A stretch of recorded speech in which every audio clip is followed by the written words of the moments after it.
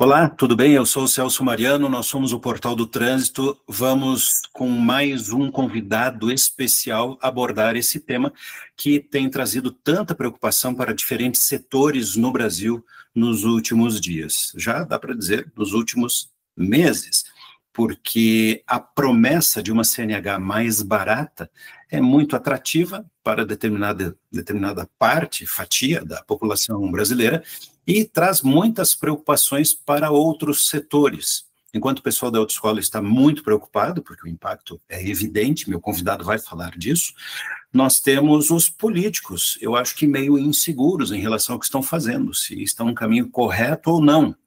E nós temos um grupo de técnicos, de especialistas em trânsito, como nós, do Portal do Trânsito, que estamos de olho há praticamente 3 décadas neste mercado, neste setor. E tem questões que vão muito além do preço, do custo, do negócio que está envolvido entre ministrar um curso que será pago, gratuito, financiado, subsidiado ou qualquer outro formato que venha aparecer. Nós estamos falando da questão da segurança no trânsito no Brasil. O meu convidado fala com muita propriedade porque ele está ligado aos CFCs por ser proprietário de uma autoescola, mas ele é membro atuante na Câmara de Direito de Trânsito, no setor de Direito de Trânsito da OAB do Paraná. Nas redes sociais ele tem se manifestado e sempre atraído muitas atenções por suas análises e críticas muito pontuais. Ele também é membro da Câmara Técnica do CONTRAN de Educação, espaço que eu tive o privilégio de ocupar também por um curto período no ano de 2012. Então, certamente, ele vai dar conta de responder as minhas perguntas aqui. Muito bem-vindo, doutor Gustavo Coelho Martins. É um privilégio para nós do Portal do Trânsito receber a sua visita. A honra e o privilégio é meu, Celso, poder estar aqui no Portal do Trânsito, conversando com você, debatendo contigo, né, um assunto de tanta relevância social e econômica nesse momento para o país, né, e saber que você também é uma sumidade no assunto aí, então é muito importante para mim poder estar hoje aqui. Vamos direto então à primeira pergunta. Eu só tenho 3 perguntas para o Gustavo e acho que você que está nos acompanhando assistiu à minha entrevista com o doutor Paulo César Pegas Ferreira sobre esse mesmo assunto. Agora vai acompanhar em 3 perguntas uma análise trazendo um pouquinho de um outro ângulo dessa situação. Eu começo te perguntando, Gustavo, sobre as inconsistências jurídicas e ou técnicas dessa proposição de uma nova resolução que vai colocar a 789 na gaveta e trazer uma nova forma de se preparar condutores para o trânsito brasileiro. Tem inconsistências jurídicas e técnicas? Eu sempre tenho tentado focar as minhas falas num tecnicismo, né, numa área mais técnica, mas infelizmente está bem difícil a gente dissociar hoje o que está acontecendo do ponto de vista político. Então é muito importante, antes de qualquer coisa, eu falar e, infelizmente, o assunto trânsito no Brasil, nos últimos anos, ele tem sido muito politizado. Ele saiu da seara técnica e entrou numa seara política. Isso tem assustado muito. Então, antes de falar dessas inconsistências, porque elas existem sim, só falar um pouco dessa questão da politização do assunto trânsito, né? Nas últimas 3 décadas, a gente teve uma evolução legislativa muito importante com relação ao trânsito, para redução de mortes no trânsito. Inclusive, a gente teve redução de mortes no trânsito quando a gente analisa esses dados por 100 mil habitantes, né? Infelizmente, quando o governo traz os dados hoje, ele traz dados absolutos, ele traz números absolutos, o que seria uma forma incongruente da gente vender esse projeto, né? Porque a população aumentou, a frota de veículos aumentou, tudo aumentou. Então, a gente não pode tratar em números absolutos, a gente precisa pensar hoje em números por 100 mil habitantes. E realmente houve uma redução de mortes no trânsito da década de 90, depois da edição do Código de Trânsito Brasileiro, para hoje. Só que a gente teve inúmeras outras questões que aconteceram, né? Como eu falei, aumento da população, aumento da frota, comportamentos que se agravaram, como a utilização do celular. Então, tivemos inúmeras outras situações que aconteceram e, mesmo assim, a gente teve redução de mortes no trânsito para 100 mil habitantes.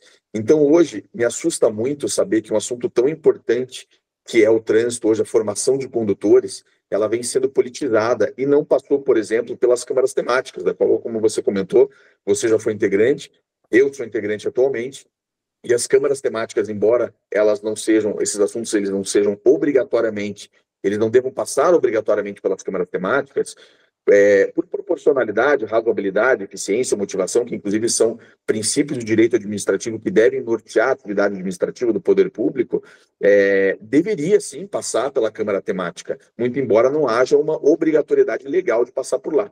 Ver o que está acontecendo hoje, que a Senatran não consultou as entidades representativas de classe para lançar uma proposta dessa, assusta. Principalmente quando a gente vê uma manifestação da AND, que é a Associação Nacional dos Detrans, que diz isso formalmente num ofício emitido, né, diretamente ao Adroaldo Catão, né, que é o secretário nacional de trânsito, onde diz, olha, nós estivemos à disposição da Secretaria Nacional de Trânsito, do CONTRAN, durante todos esses anos, e nós enxergamos incongruências jurídicas, operacionais em todo esse processo. A gente vê que os próprios Detrans estão preocupados, que as instituições estão preocupadas. Quando a gente vê que não existe uma conversa da Secretaria Nacional de Trânsito, do CONTRAN, com essas instituições, que não existe uma conversa com os Detrans, realmente me assusta. Até hoje eu não vi, por exemplo, um procedimento que é obrigatório, que deveria ter sido apresentado, por exemplo, que é uma apresentação de um estudo de impacto regulatório. Eu não vi o impacto regulatório. Até agora não foi divulgado um estudo de impacto regulatório para essa mudança. Então, uma mudança nesse nível hoje, não ter sido debatida, não ter sido discutida amplamente nas câmaras temáticas, não ter sido debatida com as instituições representativas de classe, é assustador. E, obviamente, quando você politiza uma situação dessa, quando você sai da seara técnica e vem para a seara política, isso fatalmente vai gerar incongruências operacionais e jurídicas para tudo isso. Então, vamos partir agora para o cerne da tua pergunta. Quando a gente fala em incongruência, o que mais me assusta é que essa minuta ela é muito lacunosa. Então, assim, ela não está exaurindo toda a matéria. Ela não conseguiu exaurir toda a matéria, ela não é operacional hoje. Então, esse, para mim, antes de falar das incongruências jurídicas, para mim é o principal problema, o fato dela não ser operacional. Essa minuta por si só, ainda que ela entre em vigência no ato da sua publicação, e caso ela venha a ser realmente publicada, ela realmente não seria operacional perante o Detrans e causaria uma lacuna, uma vacância enorme, né, entre os Detrans, entre realmente a operacionalização delas e a publicação. Isso me assusta mais. Por quê? Porque essa minuta ela fala muito em mecanismos, em aplicativos que seriam utilizados pela Senatran, aplicativos do governo federal, que seriam desenvolvidos pelo governo federal, para poder operacionalizar o processo de formação. Mas esses aplicativos, até agora, além de eles não terem sido apresentados, a gente não conhecer eles, não ter visto esses aplicativos, existiria uma necessidade de uma conversa sistêmica entre os Detrans e o governo federal. Então, assim, existiria um tempo de adequação entre os Detrans para eles entenderem hoje o que são esses aplicativos, quais seriam as funcionalidades deles, e o que essa adaptação seria necessária hoje entre as entidades credenciadas, entre os CFCs, entre os Detrans e o governo federal. Quanto tempo isso demoraria? Isso preocupa mais ainda hoje, porque a gente vai pensar que se existe essa lacuna operacional, se realmente essa minuta for publicada, o que vai acontecer nesse tempo com os CFCs que já estão combalidos hoje? Se eles já estão em dificuldade, se o usuário hoje já está em dificuldade de entender o que está acontecendo, imagine se uma minuta dessa for publicada e não puder ser operacionalizada. Então, o primeiro problema que eu vejo hoje é um problema operacional. Inclusive, essa minuta diz mais. Ela diz que a Senatran vai publicar regulamentações depois para viabilizar essa operacionalização dessa minuta. Só que, assim, em quanto tempo? A minuta não diz. Quanto tempo vai demorar para regulamentar isso? Será que vai demorar 30, 60 dias, 90 dias? Então, nem a previsibilidade disso existe hoje dentro dessa minuta. Então, essa falta de previsibilidade hoje realmente assusta. Existem outras questões hoje, por exemplo, ligado, como a própria AND mencionou no ofício dela, ligado à questão da motocicleta, né? O exame de motocicleta não fala de cilindrada, não fala onde vai ser realizado o exame, em qual ambiente hoje, porque o exame de moto hoje, de motocicleta, hoje categoria A, ele é realizado no ambiente fechado, né? Dentro do Detran do Paraná, em algumas localidades. E como é que vai ser feito isso? Como é que essas aulas vão ser ministradas? Será que elas vão ser ministradas na rua? Será que elas poderão ser ministradas na rua? Porque hoje tem um grande problema, a gente se baseia pelas falas do ministro e do Adroaldo, que são secretários e que vão, né, nas mídias sociais e falam que bem entendem. Só que a gente muitas vezes olha a minuta e ela não está congruente, ela não está em consonância com as falas do ministro. Então, assim, o que vai valer? O ministro falou que as aulas vão poder ser ministradas na rua, as aulas de motocicleta. Será que vão mesmo? E a minuta ela é silente com relação a isso. Ela não aborda isso, ela não regulamenta isso. Então, como é que os DETRANs vão ficar? Outro ponto, fala-se muito de instrutor autônomo. Os instrutores autônomos vão poder se credenciar junto aos DETRANs. Como eles vão se credenciar junto aos DETRANs? A minuta também ela é silente, ela não esgota esse assunto, ela não está exaurindo esse assunto. Então, isso também preocupa os DETRANs para dizer, olha, a partir do momento que essa minuta entrar em vigor, muitos instrutores autônomos vão querer se credenciar, especialmente aqueles que já têm a credencial do instrutor, que já são instrutores, que já fizeram um curso de instrutor lá atrás. Será que eles vão precisar fazer mais algum curso? Será que esses instrutores vão poder simplesmente pleitear um credenciamento e já vão poder dar aula a partir do dia seguinte ou não? Então, isso tudo carece de regulamentação específica dentro dessa minuta e vai gerar uma insegurança jurídica fatal nos próximos meses, caso essa minuta realmente venha a ser publicada. Do ponto de vista jurídico, o que mais me assusta, voltando ao que eu falei no começo, é o fato de análise de impacto regulatório. Então, assim, a gente está carecendo de uma análise de impacto regulatório. Quando a gente fala em evolução legislativa nas últimas 3 décadas, a gente tem que pensar que tudo isso vem para redução de mortes no trânsito. Essa evolução legislativa toda veio para reduzir mortes no trânsito, para melhorar a formação de condutores no Brasil hoje. E isso vem daquele conceito de visão zero, da Suécia, da Europa, dos países nórdicos.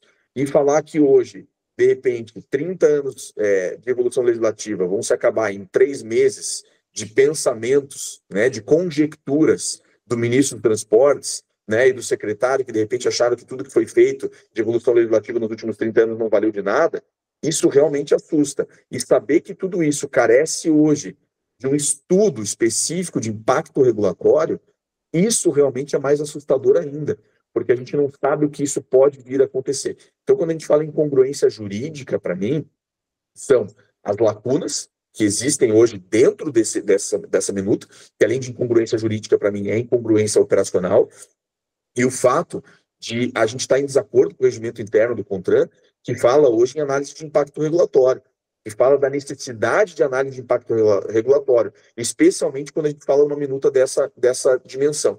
E aí, como eu falo, eu não posso, como advogado, me afastar dos princípios de direito administrativo quando analiso uma questão dessa.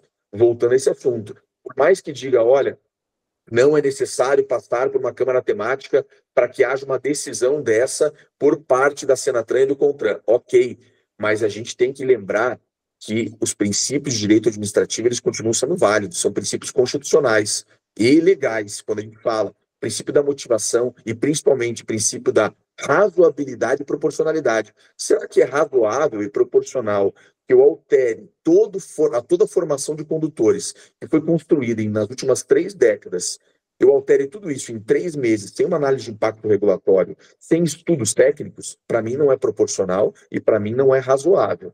Então isso sim pode ser questionado e vai provavelmente ser questionado juridicamente nos âmbitos adequados, no momento adequado, se essa minuta vier a vigorar depois, vier a ser publicada, juntamente com os problemas que existiram na consulta pública, de inconsistências sistêmicas na consulta pública, de como isso realmente foi conduzido. Então, tudo isso, obviamente, vai ser divulgado, vai ser questionado depois. Na tua visão, quais são os principais impactos aí para o setor de CFCs e para o cidadão, que afinal precisa dos serviços de autoescolas, lembrando que, por enquanto, não mudou nada. A regra é a mesma que existia no início do ano, há 2 anos atrás, há 3 anos atrás. Exatamente, Celso. A gente tem 2 problemas aqui hoje. O impacto, como você bem falou, para os CFCs, o impacto econômico para os CFCs hoje, ele é incomensurável. Por quê?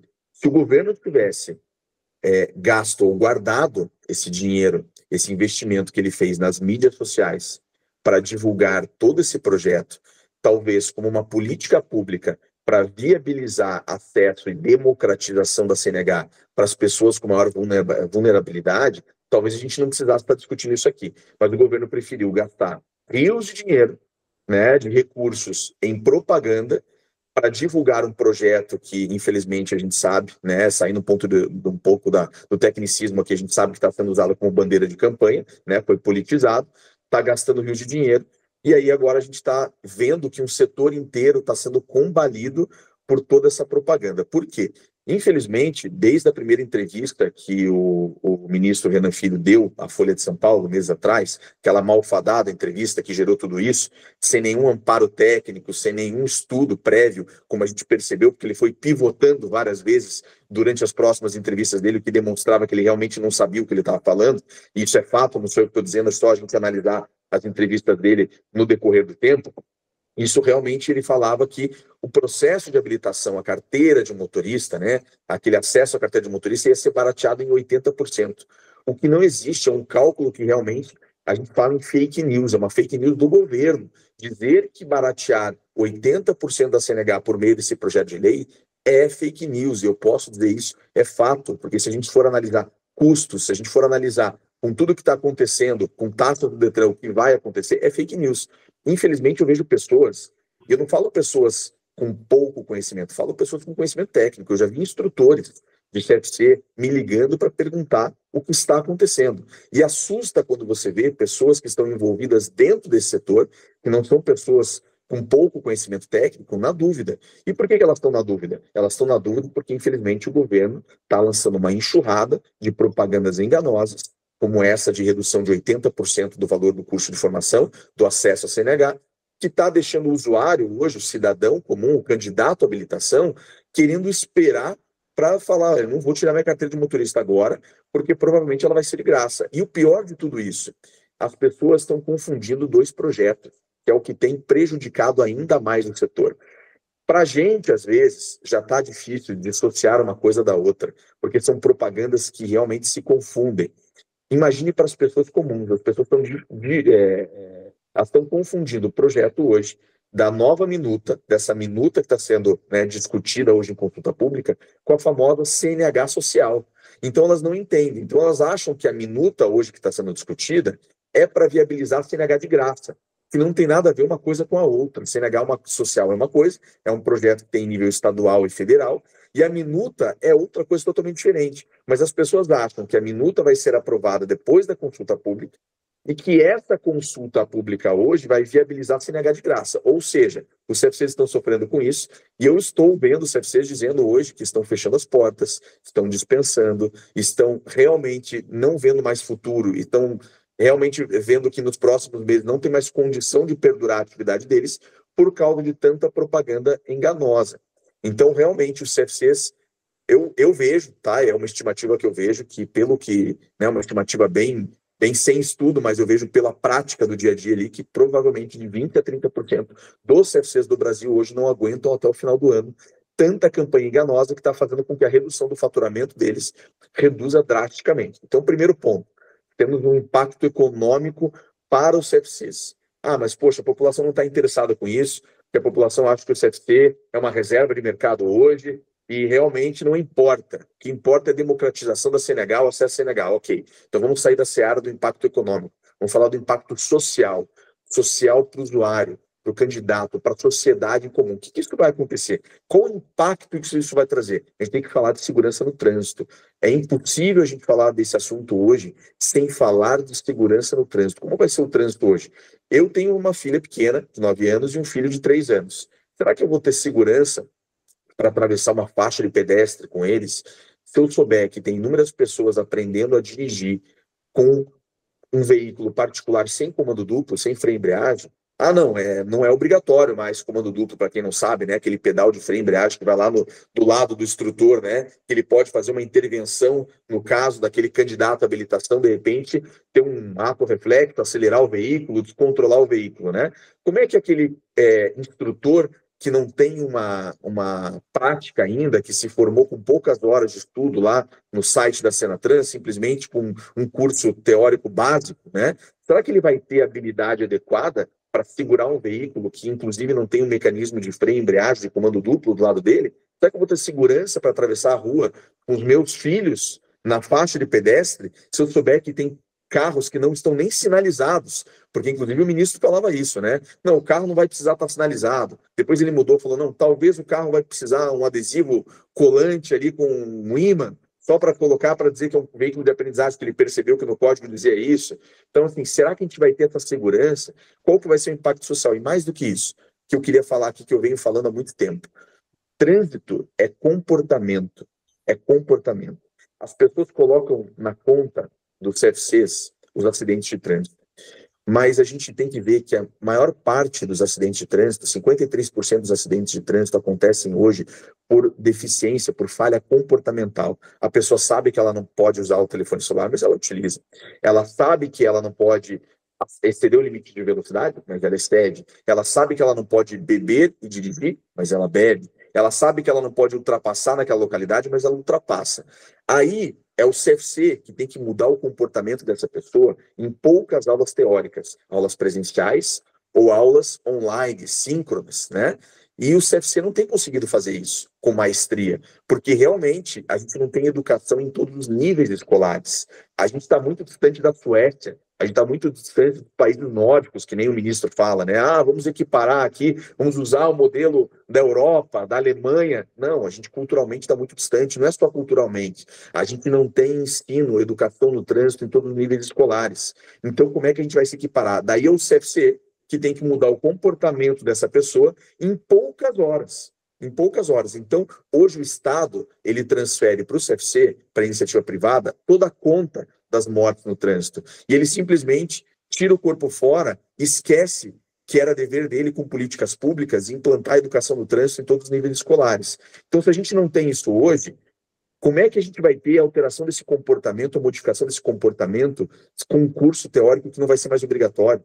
Como é que a gente vai ter hoje a mudança desse comportamento com um curso talvez EAD, que não vai poder trabalhar as diferenças regionais, né, com um professor teórico falando, porque a gente tem que saber que existem diferenças regionais.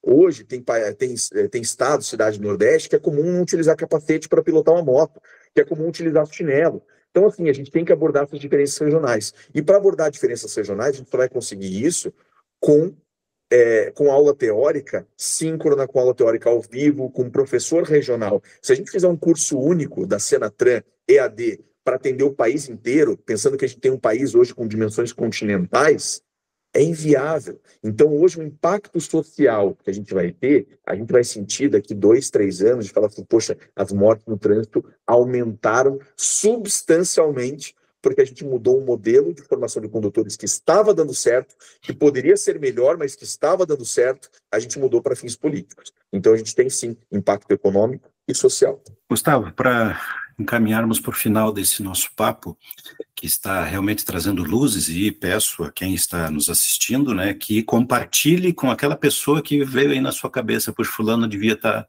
vendo, ouvindo isso.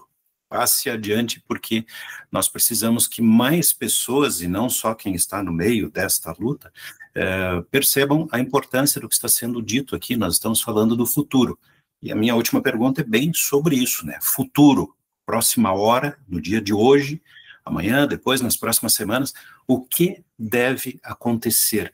O que nós podemos esperar? O que eu vou dizer pode assustar as pessoas aqui, principalmente no segmento de CFCs hoje. E eu sou proprietário de CFC, como você disse, mas eu vou afirmar isso aqui. O CFC pode acabar a médio prazo. E eu concordo que talvez o CFC possa acabar em médio prazo, e talvez seja um futuro, os CFCs talvez não existirem mais a médio prazo. Por quê? Para quê? Né? Como isso poderia acontecer? Desde que existisse planejamento, processo. Qual seria o planejamento? Nós termos educação em todos os níveis escolares. A gente formar o jovem com educação no trânsito desde criança, desde pequeno. Talvez, se esse jovem, nos próximos 10, 15, 20 anos, ele for bem formado pelo Estado, por meio de políticas públicas, ele realmente for preparado para o trânsito desde criança, desde pequeno, talvez daqui muitos anos a gente possa pensar em não ter mais CFC nesse modelo. Mas hoje, considerando que nós não temos educação para o trânsito e que o CFC é o único momento de encontro das pessoas com o trânsito, com cidadania, com meio ambiente, com primeiros socorros, com legislação de trânsito, você acabar com esse único momento que tem neste contexto atual é impossível. Talvez daqui 15, 20 anos seja viável, mas hoje não. O que pode vir a acontecer nos próximos dias agora, eu tenho uma visão muito particular disso, o que eu vejo hoje. A gente vê cada vez mais uma articulação política, cada dia a gente acorda com uma notícia, e cada dia a gente acorda com uma opinião diferente, porque a gente vê articulação política. O que eu vejo hoje? Existe uma pretensão política muito clara do ministro dos Transportes hoje e do próprio secretário Adroaldo. Ambos têm pretensões políticas. Um de ser governador de Alagoas, como já falou para mim, inclusive por telefone, isso, que pretende se candidatar a governador de Alagoas, e outro que dizem que pretende ser deputado federal, que seria o Adroaldo Catão, secretário. Ambos enxergaram nisso um momento político muito bom de levantar essa bandeira, de politizar esse assunto e de aparecer. Como eu falei no vídeo, eu acho que isso até deu muito certo, porque infelizmente até pouco tempo atrás quase ninguém sabia quem era o ministro do Transporte no Brasil e quase ninguém sabia quem era o secretário de Trânsito no Brasil. E hoje eles estão em todos os meios de comunicação. Então acho que deu muito certo essa estratégia política deles. Então, na minha opinião, Gustavo, hoje eles vão publicar essa minuta do jeito que ela está, para poder o governo federal entregar o que ele prometeu, especialmente porque o projeto da CNH Social Federal não deu certo. Então, eles precisam dizer que entregaram alguma coisa nesse sentido. Então, eles vão cumprir a promessa política que foi feita nos próximos dias. Essa é a minha opinião, por tudo, é minha leitura por tudo que está acontecendo. Isso vai acontecer até o final de novembro. E qual é o problema que isso vai gerar? Se os CFC já estão num problema hoje, se eles já estão combalidos hoje, eles vão ficar pior ainda. E eu vou explicar por quê. Porque hoje existe uma retenção, hoje existe os usuários hoje do sistema, o candidato à habilitação, o cidadão comum, ele está aguardando para tirar a habilitação dele, porque ele quer assistir as cenas do próximo capítulo, ele quer entender o que vai acontecer. Então ele está pensando assim, vamos ver o que vai acontecer, aí eu vou tirar a habilitação. A partir do momento que essa minuta for publicada da forma como ela está, inoperante, do jeito que ela está, lacunosa, o candidato vai falar, poxa, então a partir de agora vai valer, um exemplo, 5 horas de aula prática, não vai ser mais obrigatório aula teórica, então eu vou esperar agora para tirar a habilitação, eu vou lá na escola para tirar a habilitação com essa nova minuta. Mas essa nova minuta não vai ser operacional. Aí o CFC vai ter que dizer para essa pessoa, falar, olha, eu não consigo ainda que você entre nesse novo modelo, porque o próprio Detran, por exemplo, aqui do Paraná, os Detrans, não conseguiram regulamentar isso. E existe uma lacuna entre tudo isso. Então, a partir desse momento, a gente não consegue dar início ao seu processo. E essa pessoa, na esperança desse processo novo, vai esperar mais ainda. Aí, na minha opinião, existe uma força política muito forte no Congresso, com a comissão parlamentar que vai ser instalada, com tudo que está sendo munido o Congresso de informações, e essa minuta talvez seja revertida nos próximos meses, por uma alteração legislativa no Código de Trânsito. Mas até isso acontecer, os usuários vão ficar esperando, achando que as coisas vão mudar e não vão mudar, e os CFCs realmente vão ter um problema econômico maior do que já estão enfrentando. Então eu acho que vão ter ainda cenas dos próximos capítulos com a publicação dessa minuta, que vai talvez piorar esse cenário que hoje já está caótico. Gustavo Coelho Martins, advogado, membro da OAB do Paraná, proprietário de CFC, um nome muito conhecido em meio aos CFCs, muito atuante em seus perfis de redes sociais. Foi um privilégio ter tido a sua participação aqui nessa sequência de entrevistas que o Portal do Trânsito está fazendo para trazer luzes para esta proposição que, né, surpreendentemente, por uma minuta que tem lá uma invocação do Visão Zero e do Penatrans, surpreendentemente está abrindo mão das evoluções todas que foram conquistadas nas 3 últimas décadas, como você bem lembrou, em relação ao processo educativo necessário para se formar condutores. Eu vejo, Gustavo, que cada vez mais cresce essa visão de que o sistema até pode ser diferente do atual, mas tem que haver um sistema, tem que haver um processo, tem que haver uma codificação e uma metodologia que garanta a boa formação. Muitíssimo obrigado pela tua participação e fique atento. Logo te chamaremos novamente para continuar essa conversa em outra ocasião. Obrigado a você que nos acompanhou aqui no portal.